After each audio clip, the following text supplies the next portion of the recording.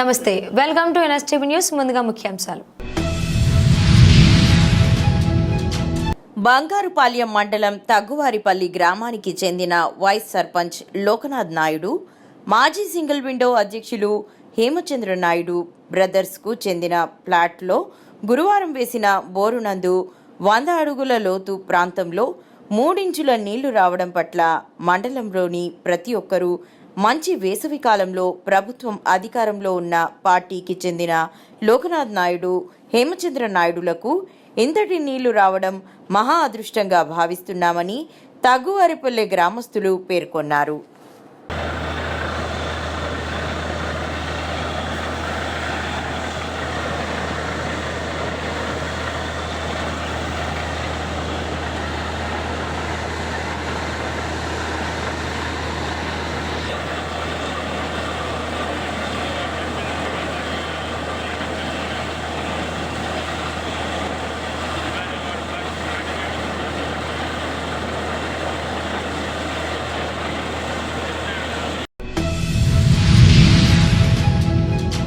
మా అమ్మా నాన్న ఫౌండేషన్ ఆధ్వర్యంలో వానరులు, వన్యప్రాణులు, పక్షుల కోసం దట్టమైన అడవిలో 13 నీటి తొట్టెల ఏర్పాటు చేసి వాటికి ఆహారం ఏర్పాటు చేసిన చైర్మన్ ఎం. ఆంజనేయులు, ఎత్తైన గుట్టలు, దట్టమైన అడవులు, తాగడానికి నీళ్లు లేక, ఆహారం లేక కోతులు, పక్షులు, వన్యప్రాణుల ఆకలి దప్పికలు తీర్చాలనే తపనతో 75 కిలోమీటర్లు ప్రయాణించి దాదాపు 13 పెద్దవైన నీటి తొట్టెలను ఏర్పాటు చేశారు.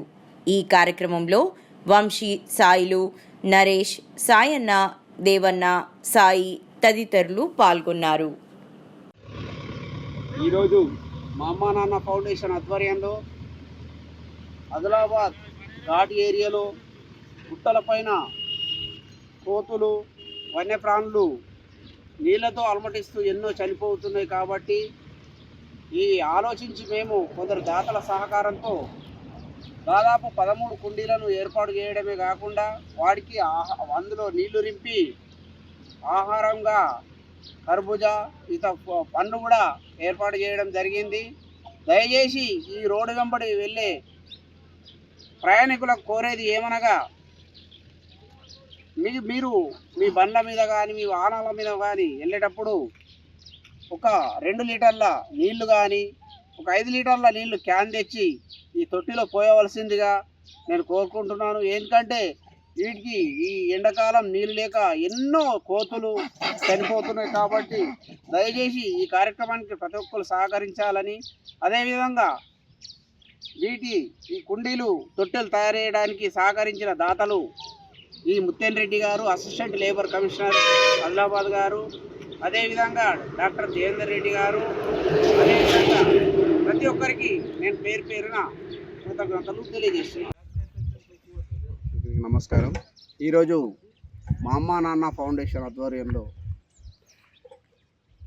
నిర్మల్ ప్రాంతంలోని ఆదిలాబాద్ పోయే రోడ్డు అడవి ప్రాంతంలో, గుట్టల ప్రాంతంలో దాదాపు 13 నీటి తొట్టెలు ఏర్పాటు చేయడం జరిగింది. దీని ముఖ్య ఉద్దేశం ఏమిటంటే, ఈ వేసవిలో ఎన్నో వన్యప్రాణులు, కోతులు, పక్షులు ఇలాంటి జీవులు చనిపోతున్నాయి నీళ్లు లేక, ఆహారం లేక.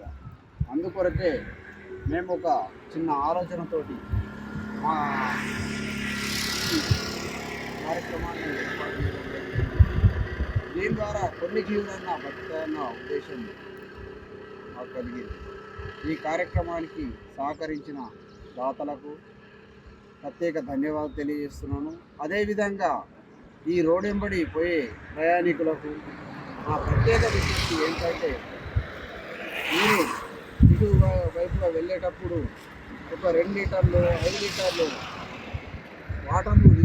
నీళ్లు తీసుకొచ్చి ఈ కుండీలో పోసినట్లయితే ఆ జీవులు నిరంతరము తాగుతూ ఈ వేసవిలో వాటి ప్రాణాలు నిలుపుకుంటాయి. ఈ నీళ్ళే కాకుండా మేము వీటికి పండ్లు కూడా అందించడం జరిగింది. కర్బూజాలు అవి అంటే వాటి ఆకలి తీర్చడము, దప్పిక తీర్చడము, ఇవి 2 కార్యక్రమాలు ఈరోజు చేయడం జరిగింది. కాబట్టి ఈ కార్యక్రమానికి సహకరించిన దాతలకు డాక్టర్ దేవేందర్ రెడ్డి గారికి, అదేవిధంగా ఈ ముత్యం రెడ్డి గారు అసిస్టెంట్ లేబర్ కమిషనర్ ఆదిలాబాద్ జిల్లా, వాసవి విద్యా సంస్థల అధినేత, వీరికి ఈ క్షణాన మా ఫౌండేషన్ తరఫున ప్రత్యేక కృతజ్ఞతలు, ధన్యవాదాలు తెలియజేస్తున్నాను.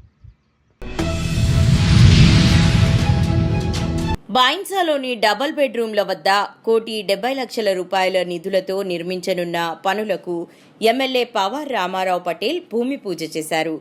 80 లక్షల రూపాయల నిధులను తాగునీటి సమస్య పరిష్కారానికి వెచ్చించనున్నట్లు చెప్పారు. మరో 90 లక్షల రూపాయల నిధులను డ్రైనేజీ వ్యవస్థకు కేటాయించడం జరిగిందన్నారు. గత పాలకుల నిర్లక్ష్యం వల్ల డబుల్ బెడ్రూమ్ ఇండ్ల నిర్మాణం జరిగినప్పటికీ మౌలిక సదుపాయాలు కల్పించకపోవడంతో సంవత్సర కాలం తరబడి లబ్ధిదారులకు ఇండ్లు కేటాయించలేదన్నారు. చేసుకొని కట్టుకుంటారండి. ఎంత 10 ఫీట్ ఉన్నది డిఫరెంట్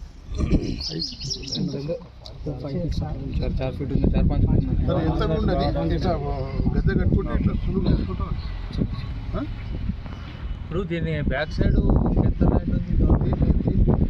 దీనికి ప్రాబ్లం లేదు. మిగిలే జాగా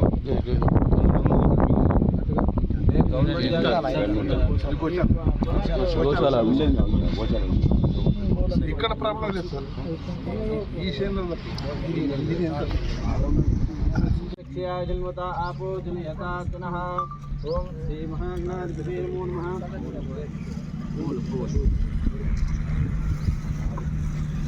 ఓం శ్రీ మహాగణాధిపతే నమో నమః.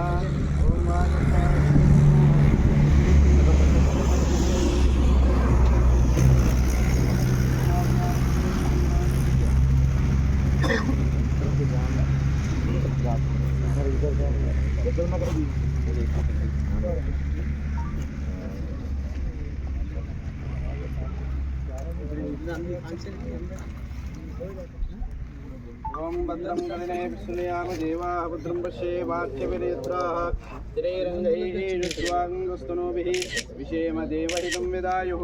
స్వస్తి న ఇంద్రో వృద్ధశ్రవాः స్వస్తి న పూషా విష్ణువేదాः విష్ణువర్షణీభిః స్వస్తి నో బృహస్పతిర్దదాతు. ఓం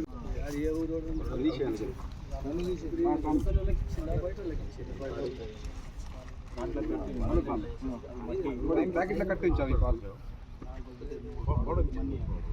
అనేది ఈయనే ఉన్నా.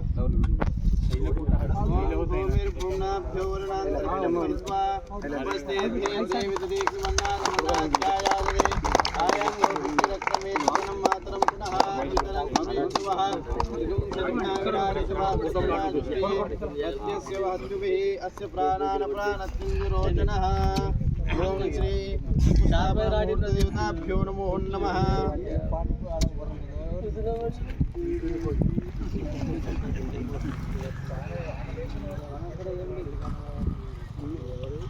पर सैंक्शन बजट रिलीज करे, इसमें माननीय रामाराव पटेल साहब का बहुत बड़ा योगदान है. ये डबल बेडरूम का काम पेंडिंग गिरा था, इसकी कोई कदर ही नहीं करे थे.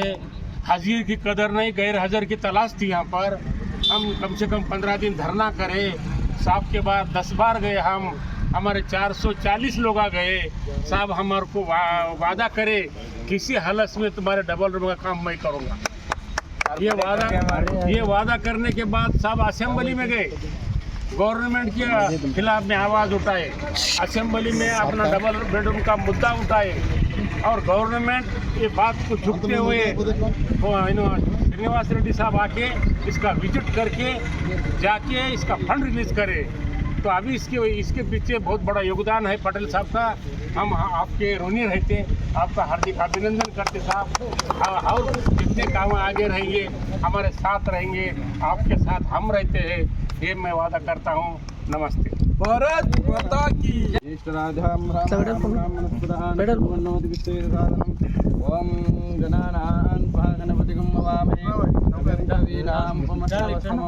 ज्येष्ठराजां ब्राह्मणस्पदा आनशृण्वन्नोतिविश्रेदसानम् ॐ ध्रुवन्ते राघावरणो ध्रुवन्ते यो बृहस्पतिः ध्रुवन्तरिन्द्रश्चाग्निश्चराष्ट्रं धारयतां ध्रुवम् ॐ श्रीमहागणाधिपतये नमः ॐ सहस्रशीर्षः पुरुषः सहस्राक्षः सहस्रपादः भूमिं विश्वतो ऋत्वा अत्यरिष्टदशाङ्गुलं पुरुष एवेदगुं सर्वं यद्भूतं यच्च भव्यम् उतामृतत्वस्तेषा। బీజేపీ రాష్ట్ర కార్యాలయంలో నిర్వహించిన మీడియా సమావేశంలో బీజేఎల్పీ నేత ఏలేటి మహేశ్వర్ రెడ్డి రేవంత్ రెడ్డి మతిస్థిమితం లేకుండా బాధ్యతారహితంగా మాట్లాడుతున్నారు. రాహుల్ మెప్పు కొరకు విమర్శ చేయాలి కాబట్టే మాట్లాడారు. రేవంత్ బుడ్డార్ ఖాన్లా మాట్లాడుతున్నారు. తెలంగాణను రేవంత్ రాహుల్ గాంధీ పాదాల వద్ద తాకట్టు పెట్టారు. రాజ్యాంగేతర శక్తుల మీనాక్షి నటరాజన్ సెక్రటేరియట్లో అడుగుపెట్టారు. సీఎం లేనప్పుడు అజ్ఞాత వ్యక్తి సెక్రటేరియట్లో రివ్యూ చరిత్రలో లేదు. రేవంత్ నీ స్థాయిని మించి మోదీపై మాట్లాడడం మానుకో. ప్రధాని పదవి కొరకు నెహ్రూ దేశాన్ని ముక్కలు చేశారు. అందరికీ నమస్కారం. నిన్న జరిగినటువంటి ప్లీనరీ సమావేశాల్లో తెలంగాణ ముఖ్యమంత్రి రేవంత్ రెడ్డి గారు మాట్లాడినటువంటి తీరు యావత్ భారతదేశంలో ఒక మధ్యస్థిమితం లేనటువంటి వ్యక్తి మాట్లాడినట్టుగా, బాధ్యత రహితంగా మాట్లాడినట్టుగా కనబడుతుంది. ఒకసారి మీరు ఆలోచిస్తే కేవలం మన పదవి కాపాడుకోవడం కోసం, రాహుల్ గాంధీ మెప్పు కోసం ఏదో మాట్లాడాలి కాబట్టి ఒక విమర్శ చేయాలన్నట్టుగా విమర్శ చేస్తా ఉన్నారు. కానీ నిజంగా రేవంత్ రెడ్డి మాటలు ఒక బుడ్డర్ ఖాన్ మాటలు లెక్క, ఒక బుడ్డర్ ఖాన్ని తలపిస్తున్నట్టుగా మాట్లాడుతున్నాడు. తెలంగాణలో ఆయన పదవి కాపాడుకోవడానికి ఈరోజు ఉన్నటువంటి పరిస్థితిని గమనించి ఏదో ఒక రకంగా తన పదవికి ఉన్నటువంటి గండాన్ని తప్పించుకోవడానికి రాహుల్ గాంధీ పాదాల దగ్గర తెలంగాణ ఆత్మగౌరవాన్ని తాకట్టు పెట్టినటువంటి రేవంత్ రెడ్డి ఈరోజు ఏ ముఖం పెట్టుకొని మాట్లాడుతున్నాడో అడుగుతున్నాం. ఈరోజు ముఖ్యమంత్రి లేకుండా సెక్రటేరియట్లో మంత్రులను అధికారులను సమీక్ష చేసినటువంటి రాహుల్ గాంధీ దూతన, ఒక రాజ్యాంగేతర శక్తిగానా ఈరోజు మీనాక్షి నటరాజన్ ఎప్పుడైతే సెక్రటేరియట్లోకి ఎంటర్ అయిందో ఆ రోజే రేవంత్ రెడ్డి ఒక అసమర్థుడిగా, రేవంత్ రెడ్డి ఒక డమ్మీ ముఖ్యమంత్రిగా మిగిలిపోయినట్టుగా స్పష్టమవుతున్నది. ఎప్పుడైతే ముఖ్యమంత్రి లేకుండా ఒక అజాత వ్యక్తి సెక్రటేరియట్ సాక్షిగా రివ్యూ చేయడం అంటే గతంలో ఏనాడు చూడలేదు. ఇలాంటి సందర్భాలు ఏ రోజు కానరాలేదు. ఇది ప్రజాస్వామ్యంలో ఒకవైపు వారే చెప్తా ఉన్నారు, జై బాబు, జై భీమ్, జై సంవిధాన్ అని. అంటే సంవిధానం పరిరక్షించుకోవాలని, రాజ్యాంగ పుస్తకాలని చేతిలో పట్టుకుని తిరగడం కాదు. రాజ్యాంగాన్ని పరిరక్షించాలంటే మీరు రాజ్యాంగాన్ని గౌరవించాలి. అలాంటి రాజ్యాంగేతర శక్తిని తీసుకొచ్చి సెక్రటేరియట్లో కూర్చోబెట్టి మంత్రులను, అధికారులను మీరు సమీక్ష చేసి ఆదేశాలు ఇవ్వడం ఇదేనా ప్రజాస్వామ్యం? ఇదేనా మీ రాజ్యాంగానికి ఇచ్చే గౌరవం అని చెప్పి అడుగుతున్నా. పూర్తిగా ఒక ముఖ్యమంత్రి అసమర్థుడైనా కూడా ఏ రోజు కూడా గతంలో జరిగినటువంటి ఒక సంఘటన, ఒక రాజ్యాంగేతర శక్తితో చేసి సెక్రటేరియట్లో రివ్యూ చేయడం అనేది గతంలో ఏ రోజు చూడలేదు. కేవలం ఇవన్నీ కప్పిపుచ్చుకోవడానికి, తన పదవిని కాపాడుకోవడానికి నరేంద్ర మోడీ గారి మీద విమర్శ చేస్తున్నటువంటి రేవంత్ రెడ్డి గారు మీ స్థాయిని మించి మీరు మాట్లాడుతూ ఉన్నారు.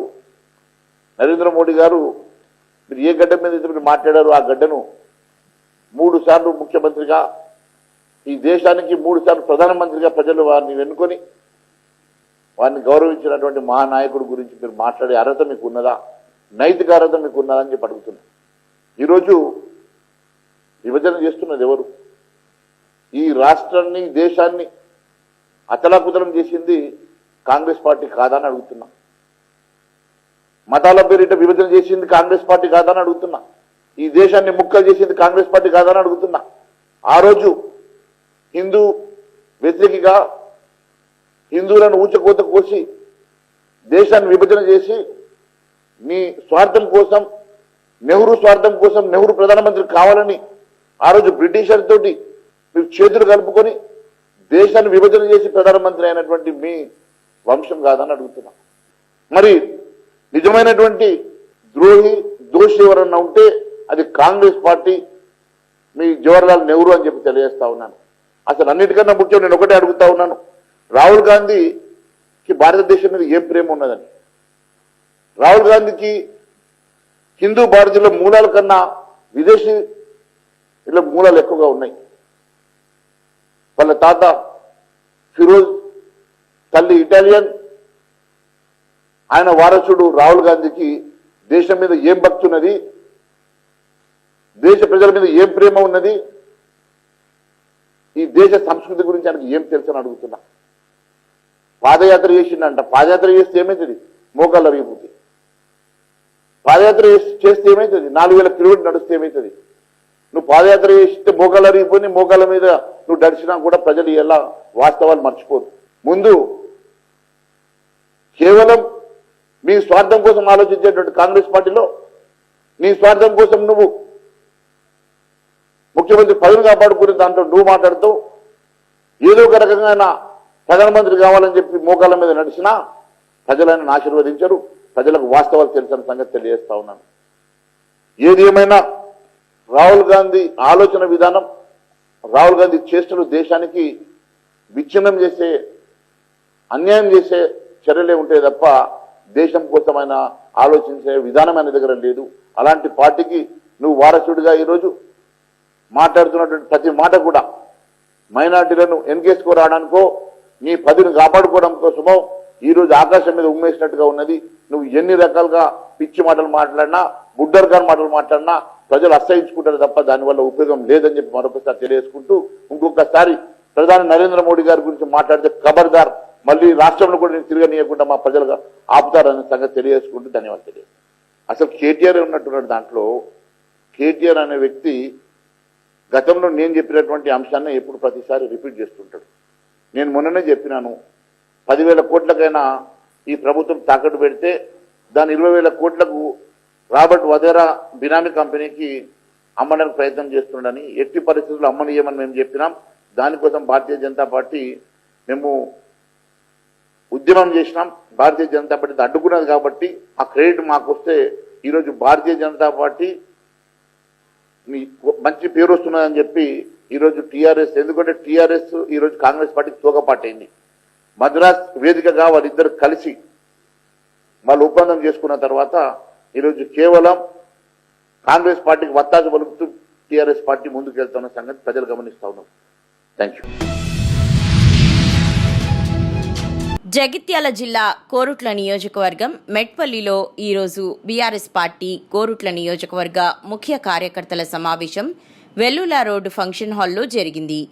ఈ కార్యక్రమానికి జిల్లా అధ్యక్షులు Kalvakuntla Vidyasagar Rao, MLA Kalvakuntla Sanjay, Markfed మాజీ చైర్మన్ లోకబాపు రెడ్డి ముఖ్య కార్యకర్తల సమావేశంలో పాల్గొన్నారు. మల్లాపూర్ మండల్ ముత్యంపేట ఆటో యూనియన్ వారు బీఆర్ఎస్ పార్టీ రజతోత్సవం వరంగల్లో జరిగే చలో వరంగల్ కార్యక్రమానికి పార్టీ నిధులు కింద 5,000 రూపాయలు బీఆర్ఎస్ పార్టీ జిల్లా అధ్యక్షులు కల్వకుంట్ల విద్యాసాగర్ రావుకి అందజేశారు.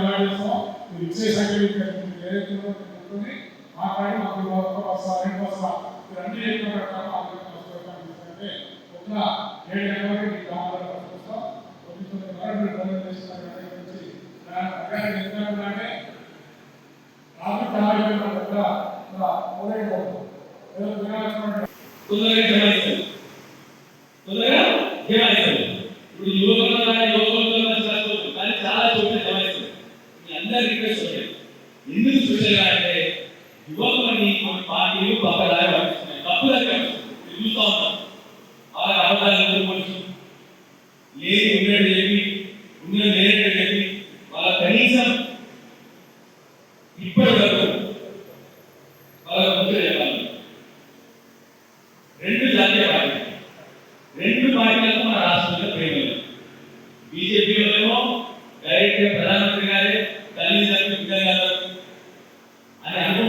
విషయం అనడం మొదలుదా ఇప్పటి వరకు మన రాష్ట్రానికి ఏమైనా వచ్చిందా? ఇచ్చుడు లేదు. ఇప్పుడు గత 15 నెలలు రైతులు మోసపడతారు, మహిళలు మోసపడతారు, కుల కార్మికులకు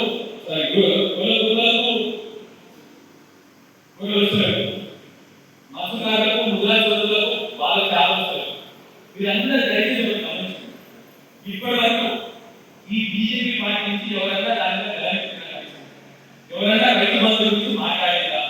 ఎవరైనా గొర్రెల గురించి మాట్లాడిందా? ఎవరైనా చేపల గురించి మాట్లాడిందా? ఇది ఒకసారి గమనించాలి. అది ఊళ్ళో చెప్పాడు, మన ఊళ్ళో ఎవరో చెప్పాలి. పాపం చూస్తారు మరి రోజు మతమంగా మతం కులం వాళ్ళకి మతమంది తల ఎక్కించి వాళ్ళ ఆనం పట్టిస్తూ ఉంటారు. సడన్ గా పాపం రోజులకి అర్థమవుతారు, చెప్పాల్సిన బాధ్యత ఉంటుంది. అందుకే అన్నిటికంటే వాళ్ళకి అర్థమయ్యే విధంగా చెప్పగలిగిన నాయకుడు, 100 రోజులు చెప్పగలిగిన నాయకుడు కేసీఆర్ గారు. కేసీఆర్ గారు మంచిగా గంటగా మాట్లాడుకుంటారు. అందరికీ దయచేసి అందరికీ కోరుతా ఉన్నా, యువకుల్ని ఎక్కువ వరకు వాళ్ళ గ్రామాలను ఉపయోగించే చర్యలు తీసుకోండి. ఇంతకుముందే భాస్కర్ రెడ్డి ఇదే టైం మన నాయకత్వాన్ని ప్రూవ్ చేసుకోవాలి. మన నిజమైన నాయకులు అయితే మనం అపోజిషన్ ఉన్నప్పుడే మన సమర్థత చూసుకోవాలి. సో దానికి కావాల్సింది చెప్పాను మీకు, మనకు మన నాయకులు కాదు, మనకు కావాల్సింది ఏంటంటే కొత్త యువకులు కూడా దాన్ని తీసుకొస్తే తీసుకెళ్ళగలిగితే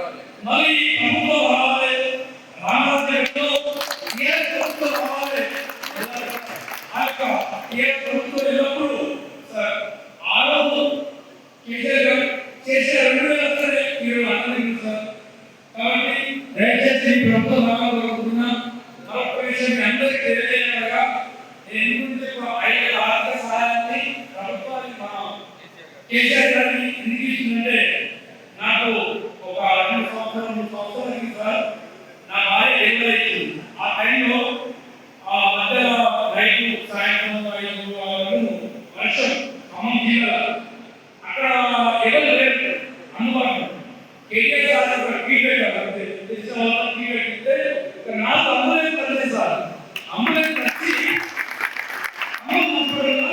ట్రీట్మెంట్ చేసి బిడ్డ రమ్మాయింది. ఈ యొక్క అత్యాచారంలో మా కేసరి గారు గురించి సార్ ఇప్పటికైనా అప్పటికైనా ఈ ప్రభుత్వం ద్వారా ఎప్పటికైనా ప్రభుత్వం కోరుతున్నాము. మా ముఖ్యంగా మొన్ననే రాష్ట్ర ఉన్నటువంటి మా 119 జూలైనటువంటి మా సంజయ్ గారికి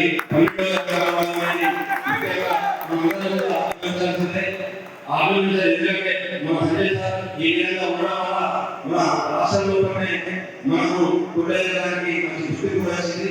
ఇదే ఉత్సాహంతో మనందరం కూడా జరగబోయే మన ఏ గ్రామానికి ఎంతమందిని దిశానిర్దేశం చూస్తారో దానికి అనుగుణంగా మనం ఖచ్చితంగా మంచి మొబైల్ తీసుకెళ్ళి అక్కడికి ఈ టైంలో అంటే ఎప్పుడైతే మనం ఏం చేస్తున్నామో మన కొట్టేయలో వచ్చి మన బహిరంగ సభ సమావేశానికి వెళ్ళేసరికి మన యొక్క ఆ టైం వెళ్ళి అక్కడ ఎంత వృత్తిలో మనం ముందుగా ఉండి ఆ బహిరంగ సభలో పాల్గొంటే మనం వచ్చిన తర్వాత మన రాష్ట్ర నాయకులు మన రాష్ట్ర అధ్యక్షులైనటువంటి కేసీఆర్ గారు ఇచ్చినటువంటి సందేశాన్ని ఇక ప్రజలందరికీ కూడా మనం చేయగలిగింది. కాబట్టి మనం తప్పకుండా మనం దీన్ని విజయవంతం చేసి మనం ముందుకు తీసుకెళ్ళాలని కోరుతూ ఈ అవకాశం ఇచ్చిన మీ అందరికీ పేరు పేరు ధన్యవాదాలు సెలవు తీసుకుంటున్నాం.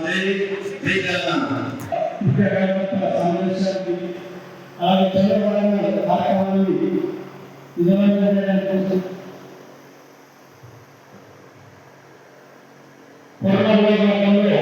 మాకు మార్కెటింగ్ చైర్మన్ పేదలకి రావాల్సిన అంత మార్కెటింగ్ చైర్మన్ కానీ నాకు నాకు